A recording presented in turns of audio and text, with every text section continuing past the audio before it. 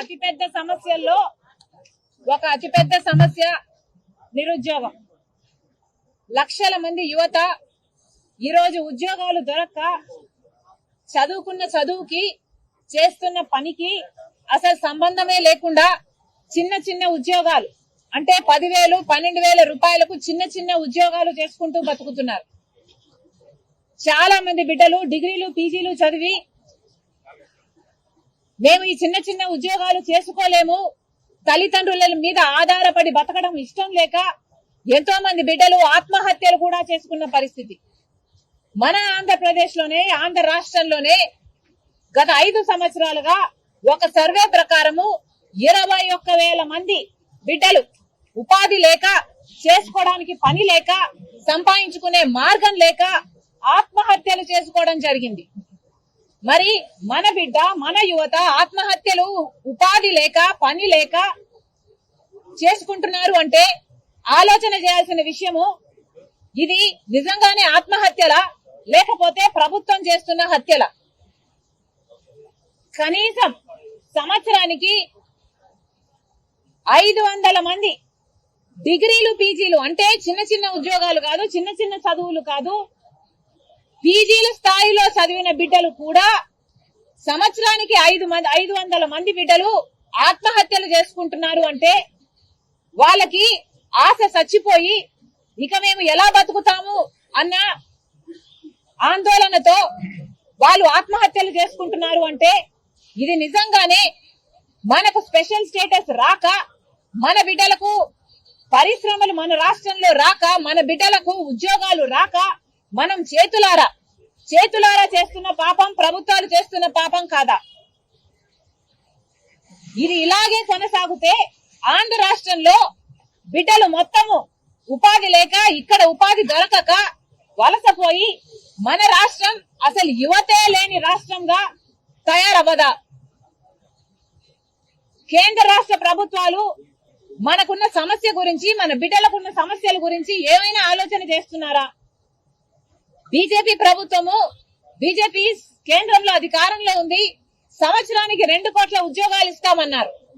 10 సంవత్సరాలలో 20 కోట్ల ఉద్యోగాలు ఇవ్వాల్సి ఉండగా మన రాష్ట్రంలో కనీసం 1 కోటి మంది బిడ్డలకైనా ఉద్యోగాలు ఇచ్చారా? సరే 10 లక్షల మందికైనా ఇచ్చారా? లేదు 1,00,000 మందికైనా ఇచ్చారా? మన బిడ్డలకు అసలు ఉద్యోగాలే ఇవ్వని బీజేపీ ప్రభుత్వము మరి ఇంకా అధికారంలో ఉంది అంటే మనకు మోసం చేసినట్టు కాదా? ఆంధ్ర రాష్ట్ర బిడ్డలకు దగా చేసినట్టు కాదా? 5 సంవత్సరాలు చంద్రబాబు గారు ముఖ్యమంత్రిగా ఉన్నారు. ఎన్ని ఉద్యోగాలు ఇచ్చారు? చంద్రబాబు గారు అధికారంలోంచి దిగిపోయే టయానికి కూడా 1,41,43,000 ఉద్యోగాలు ఇంకా ఖాళీగానే ఉన్నాయి. భర్తీ చేయాల్సిన ప్రభుత్వ ఉద్యోగాలు కూడా చంద్రబాబు గారు 5 సంవత్సరాలు ముఖ్యమంత్రిగా ఉండి కూడా స్పెషల్ స్టేటస్ సాధించకపోగా, కొత్త పరిశ్రమలు సాధించకపోగా, అలా ఉద్యోగాలు కల్పించకపోగా ప్రభుత్వం తరపున విడుదల చేయాల్సిన ఉద్యోగాలు కూడా 1,43,000 ఉద్యోగాలను భర్తీ చేయకుండా పెండింగ్ లో పెట్టి చంద్రబాబు గారు అధికారంలో దిగిపోయారు. ఆ తర్వాత జగన్మోహన్ రెడ్డి గారు ముఖ్యమంత్రి అయ్యారు. జగనన్న గారు ముఖ్యమంత్రి అయినాక ఆ రోజు జగనన్న గారు చెప్పిన మాట, పాత ఉద్యోగాలు 1,43,000 ఉద్యోగాలు భర్తీ చేయాల్సి ఉంది. ఈ 5 సంవత్సరాలలో రిటైర్ అయిపోయిన వాళ్ళు, ఇంకా అవకాశం ఉన్న వాళ్ళు ఇంకొక 90,000 మంది ఉంటారు. అంటే మొత్తం 2,30,000 ఉద్యోగాలను మేము భర్తీ చేస్తాము అని అధికారంలోకి వచ్చాడు జగనన్న గారు. మరి అలా అధికారంలోకి వచ్చి ఈ రోజు 2,30,000 ఉద్యోగాలకు మీరు జాబ్ నోటిఫికేషన్స్ ఇవ్వాల్సి ఉండగా మీరు ఎన్ని జాబ్ నోటిఫికేషన్లు ఇచ్చారు? ఎంతమందికి ఉద్యోగాలు కల్పించారు? అసలు మెగా డిఎస్సి 23,000 ఉద్యోగాలు ఖాళీగా ఉంటే చంద్రబాబు గారు 7,000 ఉద్యోగాలే ఎందుకు భర్తీ చేస్తున్నారు? సిగ్గులేదా అని ఆ రోజు మీరు చంద్రబాబు గారిని అన్న మాటలు మీకు గుర్తులేవా? ఈ రోజు అదే 23,000 ఉద్యోగాలు మెగా డిఎస్సి మీరు ఇవ్వగలిగి ఆ 23,000 కాదు, అదనంగా కొత్తగా ఏర్పడిన ఖాళీలైతేనేమి, రిటైర్ అయిన వాళ్ళైతేనేమి అంతా కలిపి దాదాపు 30,000 ఉద్యోగాలు డిఎస్సి నోటిఫికేషన్లు మీరు ఇవ్వగలిగి, ఒక మెగా డిఎస్సి ఇవ్వగలిగి కూడా మీరు ఇవ్వకపోగా 6,000తో ఒక దగా డిఎస్సి ఇచ్చారు. మరి మీరు దగా ముఖ్యమంత్రి కారా? ఇందుకు నిరసనగా కాంగ్రెస్ పార్టీ ఆందోళన చేయాలనుకుంది, నిరసన తెలపాలనుకుంది. ఇది పాపమా? ఇది ప్రజాస్వామ్యం కాదా? మాకు నిరసన తెలియజేసే హక్కు లేదా? గత 10 రోజులుగా మేము యూత్ కాంగ్రెస్ అయితేనేమి, NSUI అయితేనేమి వివిధ కార్యక్రమాలలో పాల్గొని నిరసన తెలియజేయాలనుకుంటే వాళ్ళని ఎక్కడికక్కడ హౌస్ అరెస్టులు చేశారు, వాళ్ళని ఎక్కడికక్కడ నియంత్రించారు. ఈ రోజు కాంగ్రెస్ పార్టీ మొత్తము కలిపి, కాంగ్రెస్ పార్టీ అధ్యక్షురాలతో సహా పెద్ద పెద్ద నాయకులు అందరూ కలిసి ఈ రోజు యువతకు అండగా నిలబడాలి అని మేము చలో సెక్రటేరియట్ అనే కార్యక్రమం నిర్వహించాలనుకుంటే దానికి ఇన్ని ఆంక్షలు విధించడం ప్రభుత్వము అంటే విధిస్తుంది అంటే మరి ఇది ప్రజాస్వామ్యం అవునా కాదా? ఇక్కడ భారతదేశ రాజ్యాంగం అమలు అవుతుందా లేదా? లేకపోతే జగన్మోహన్ రెడ్డి గారు ఏదైనా ప్రత్యేకంగా ఒక రాజ్యాంగం రాశారా? జర్నలిస్టులు వాళ్ళకు వ్యతిరేకంగా రాయకూడదు, జర్నలిస్టులు వాళ్ళకు వ్యతిరేకంగా రాస్తే గొడ్డును బాధినట్టు బాధుతాము, చిలక బాధుతాము అని జగన్మోహన్ రెడ్డి గారి రాజ్యాంగం చెప్తుందా? ప్రతిపక్షాలన్నీ ఎవరే గాని జగన్మోహన్ రెడ్డి గారి ప్రభుత్వానికి వ్యతిరేకంగా పోరాటం చేయకూడదు, పోరాటం చేయాలని చూస్తే ఒక కర్ఫ్యూ వాతావరణం లాగా మేము సృష్టిస్తాము, పోలీసులను మా బంటులాగా వాడుకొని, పోలీసులను మా కుక్కల్లాగా వాడుకొని మిమ్మల్ని ఎక్కడికక్కడ హౌస్ అరెస్టులు చేస్తాము అన్నది జగన్మోహన్ రెడ్డి గారి రాజ్యాంగం చెప్తుందా? ఇది ఎక్కడి అన్యాయం అని అడుగుతున్నాం. వేల మంది కాంగ్రెస్ పార్టీ నాయకులైతేనేమి, కార్యకర్తలైతేనేమి ఎక్కడికక్కడ హౌస్ అరెస్టులు చేయాల్సిన అవసరం ఏముంది? చలో సెక్రటేరియట్ అన్నది ప్రశాంతంగా హింస లేని మార్గం ఒకటి ఎంచుకొని ప్రశాంతంగా మేము నిరసన తెలియజేయాలనుకుంటే అది కూడా నియంత్రించడం ఎంత మటుకు సబబు? ప్రజాస్వామ్యంలో ప్రతిపక్షాలకు గాని జర్నలిస్టులకు గాని మాట్లాడే హక్కు లేదా? స్వేచ్ఛ అనేది, మాట్లాడే రైట్ టు స్పీచ్ అనే స్వేచ్ఛ ఆంధ్రప్రదేశ్ లో లేదా? ఇదేమన్నా భారతదేశమేనా లేకపోతే ఆఫ్ఘనిస్తానా? మీరేమైనా తాలిబాన్లా? ప్రజలకు చెప్పాల్సిన అవసరం ఉంది, సమాధానం చెప్పాల్సిన అవసరం ఉంది.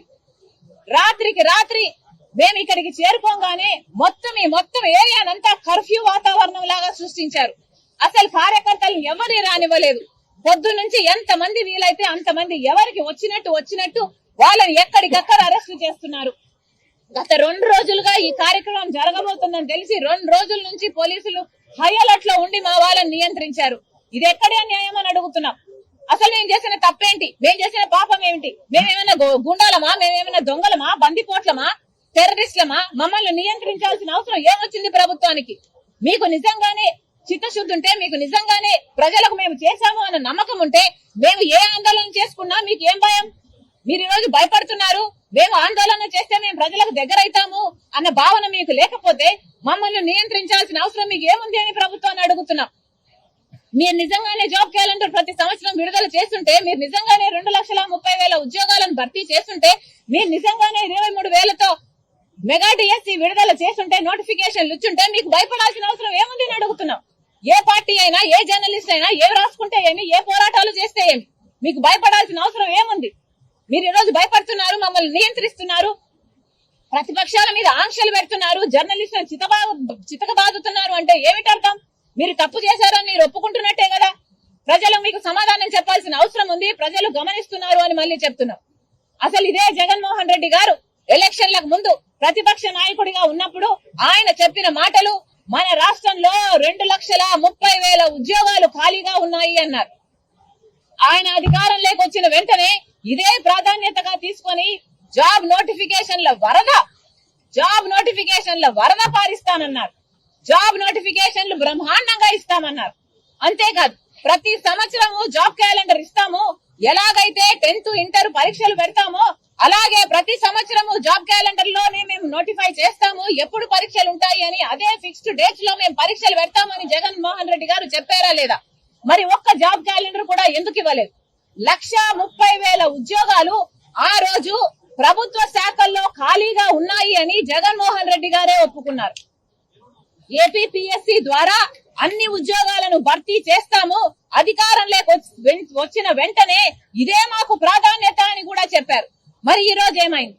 ఆ రోజు జగన్మోహన్ రెడ్డి గారు ప్రతిపక్ష నాయకుడిగా ఉండి 23,000 ఉద్యోగాలు ఖాళీగా ఉన్నాయి, 23,000 టీచర్ ఉద్యోగాలు ఖాళీగా ఉన్నాయి. మరి చంద్రబాబు గారు 7,000కే డిఎస్సి ఇచ్చారు, మీకు సిగ్గు లేదా అని తిట్టి, మేము అధికారంలోకి వచ్చాక మెగా డిఎస్సి ఇస్తాము అన్నారు. మరి 5 సంవత్సరాలు అయింది మీరు అధికారంలోకి వచ్చి, ఏమైంది మెగా డిఎస్సి? చంద్రబాబు గారు ఇవ్వలేదు అని హేళన చేశారు, ఎద్దేవా చేశారు, మీకు సిగ్గుందా అని మాట్లాడారు. చంద్రబాబు గారిని ఆ రోజు మీరు ఎన్ని మాటలు అన్నారో ఆ మాటలన్నీ మీకు ఈ రోజు వర్తించవా? చంద్రబాబు గారు జాబ్ రావాలి అంటే బాబు పోవాలి అన్న స్లోగన్ మీది కాదా? ఎన్ని మీటింగ్లలో మాట్లాడారు? మాట్లాడిన వాళ్ళు ఆ రోజు మీరు చెప్పిన మాట దేవుని దయ ఉంటే మేము అధికారంలోకి వచ్చినాక మెగా డిఎస్సీ ఇస్తామన్నారు. మరి దేవుని దయ ఉండింది, మీరు ముఖ్యమంత్రి అయ్యారు. కానీ మీ దయ మాత్రం నిరుద్యోగుల మీద లేకపోయింది.